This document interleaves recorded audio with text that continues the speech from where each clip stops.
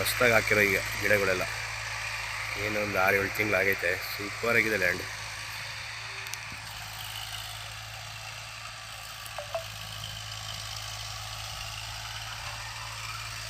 ನೋಡಿ ಸರ್, ಇದು ನಾಳೆನೇ ಬೇಕಾದ್ರೆ ಇಶ್ಯೂ ಮಾಡಿಸ್ಕೋಬೋದು.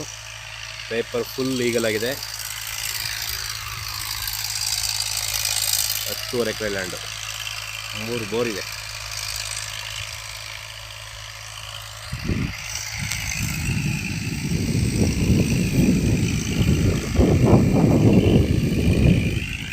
ಮರಗಳೆಲ್ಲ ಫಲ ಕೊಡ್ತೈತೆ.